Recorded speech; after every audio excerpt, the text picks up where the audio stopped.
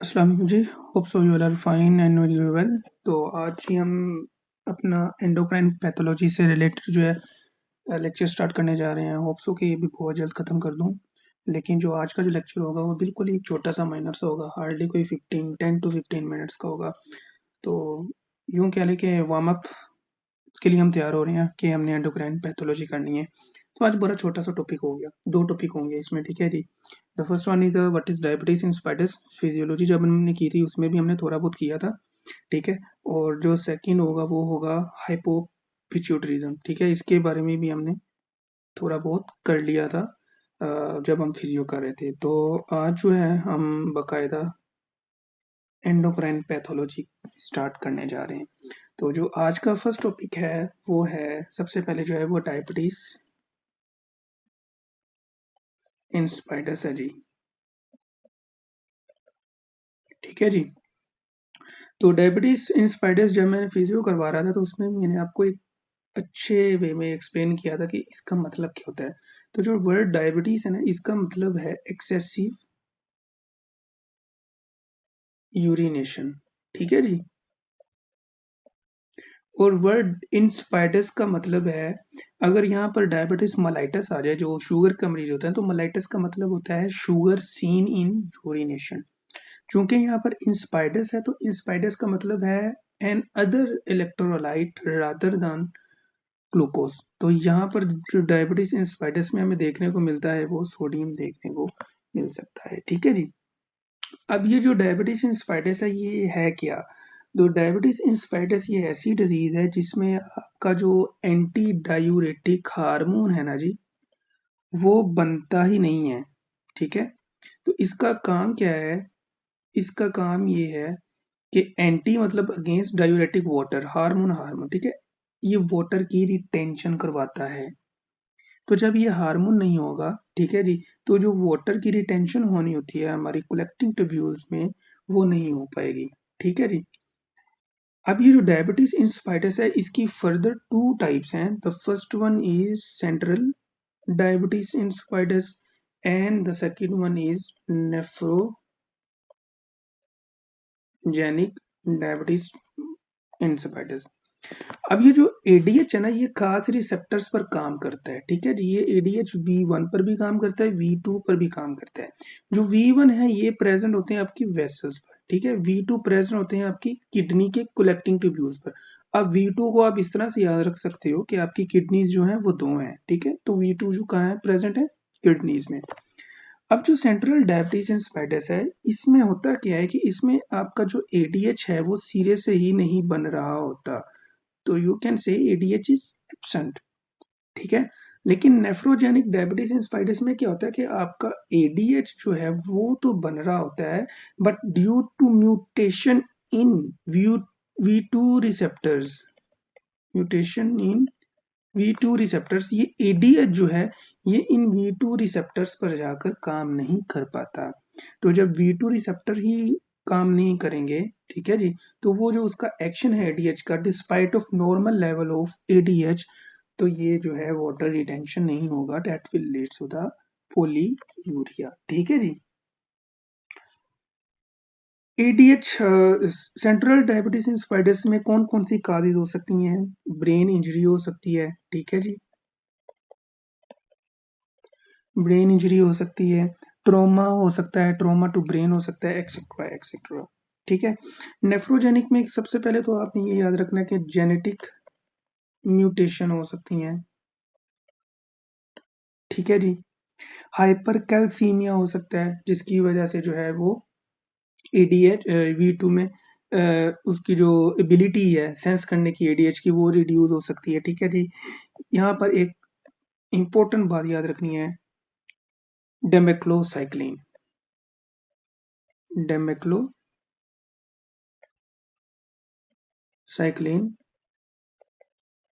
Toxicity, ये drug है जिसकी वजह से जो है वो एडीएच वी2 रिसेप्टर जो है वो सेंस नहीं कर पाते एंटी डायरेटिक हार्मोन को। अच्छा, अब इसके क्लिनिकल फीचर्स क्या हैं जी? तो क्लिनिकल फीचर जो हैं वो देख लेते हैं हम। एंटी डायरेटिक हार्मोन जो है वो नहीं बन रहा, तो दैट मीन्स कि आपको पोलीयूरिया देखने को मिलेगा, ठीक है जी। जब पोलीयूरिया देखने को मिलेगा तो आपकी बॉडी में जो वाटर का लेवल है वो डिप्लीट होगा। जब वो डिप्लीट होगा तो दैट मीन्स के आपका जो ब्लड प्रेशर है वो डिक्रीज होगा।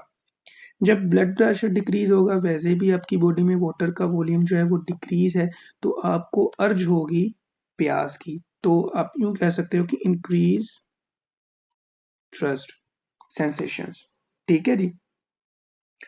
अब जब वाटर जो है फॉर एग्जांपल आपकी बॉडी में 142 मिलीमोल जो है वो नॉर्मल सोडियम है, फॉर एग्जांपल 135 टू 142।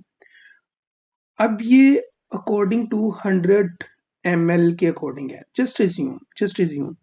अब जब पोल्यूरिया होगा तो इस 100 ml वाटर में से 50 तो चला गया, ठीक है, पीछे रह गया 50। अब उस 50 के लिए ये जो है सल्यूट की कंसंट्रेशन ये ज्यादा है, ठीक है जी।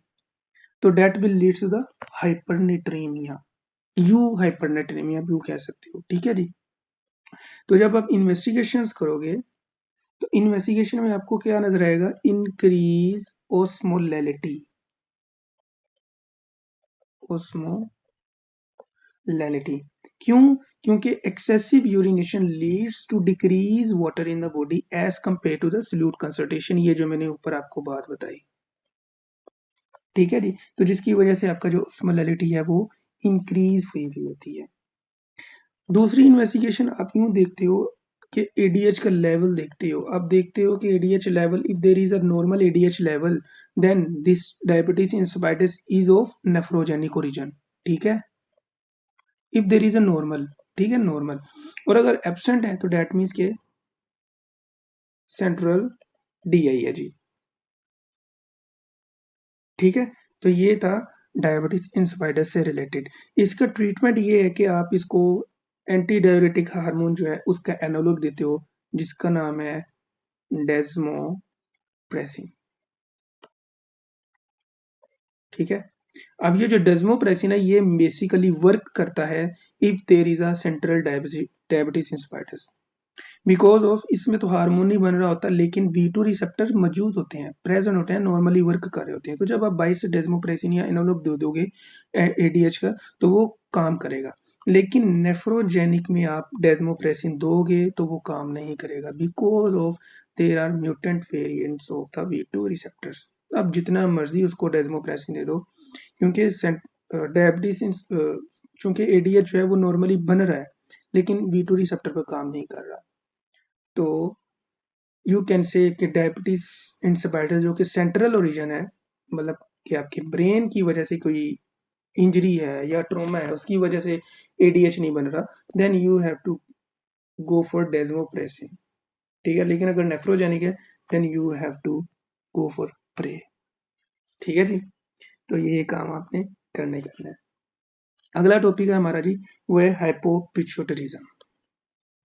हाइपोपिट्यूटरिज्म नाम से पता लग जाएगा कि ऐसी कंडीशन जिसमें जो आपका पिट्यूटरी ग्लैंड है वो हार्मोन लेस प्रोड्यूस करे, ठीक है। और ऐसी कंडीशन जिसमें आपका पिट्यूटरी ग्लैंड है वो आपकी बॉडी की डिमांड्स जो है डिफरेंट हार्मोन्स की उनको पूरा ना करे, फुलफिल ना करे, दैट इज कॉल्ड हाइपोपिट्यूटरिज्म, ठीक है जी। तो मोस्ट इंपॉर्टेंट जो इसमें हार्मोन हमें अफेक्टेड देखने को मिलता है वो प्रोलैक्टिन देखने को मिलता है। और ये उन वुमेन्स में हमें देखने को मिलता है मोस्टली जिनमें पोस्टपार्टम हेमरेज हुआ होता है, because of postpartum haemorrhage leads to Sheehan syndrome. ये ऐसा सिंड्रोम है, इसमें होता ये है, मैंने फिजियोलॉजी में भी करवाया था, अभी फिर करवा रहा हूँ क्योंकि हम पैथो पर हैं ताकि आपको दोबारा से रिकॉल हो जाए। When ever a women is pregnant, ठीक है जी, तो उसका जो पिट्यूटरी ग्लैंड है वो बेसिकली जो है वो दो जानों के लिए काम कर रहा था, एक तो mother itself, the second one is for foetus. तो दैट मीन्स कि वो 2x पर काम कर रहा होता है, उसको ब्लड सप्लाई भी ज्यादा चाहिए होती है, ठीक है। तो ब्लड सप्लाई मिल रही होती है उसको। Whenever after delivery it may be a normal vaginal delivery और it may be a C section. उसके डिफरेंट क्राइटेरियाज हैं पोस्टमार्टम हेमरेज के।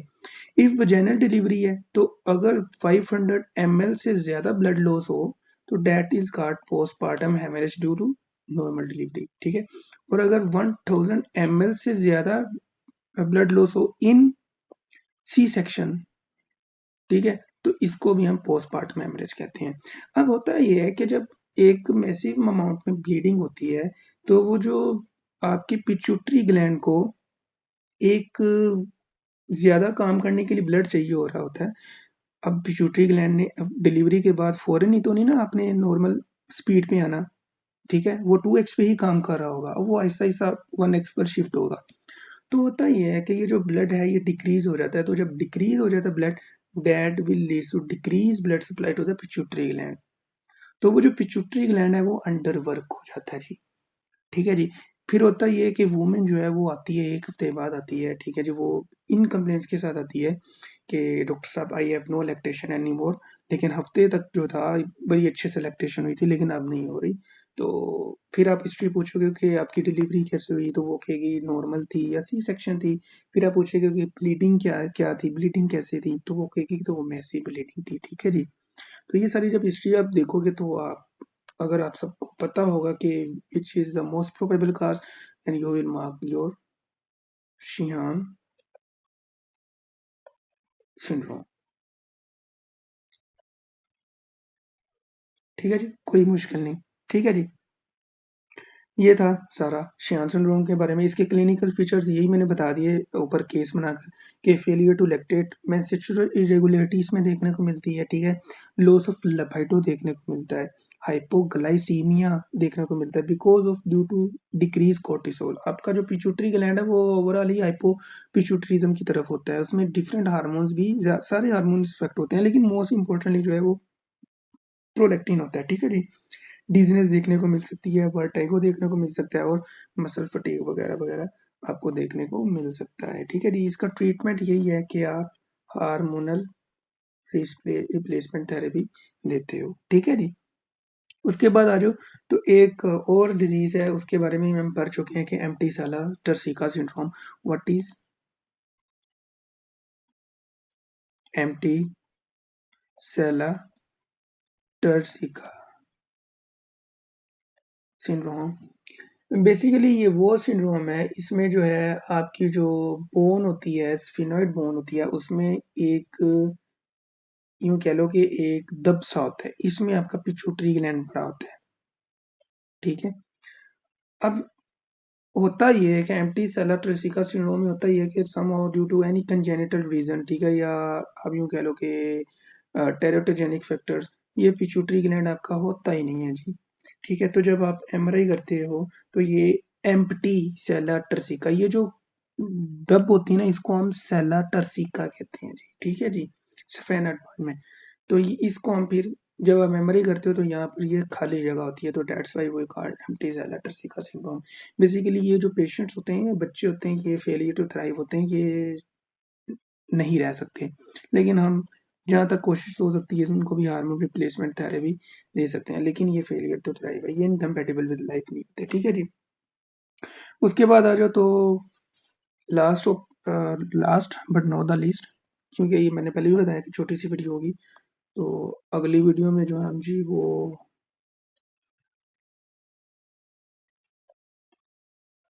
थायराइड के बारे में पढ़ेंगे। तो अभी जो टॉपिक है लास्ट है वो है pituitary एपोप्लेक्सिस related to the hypopituitarism.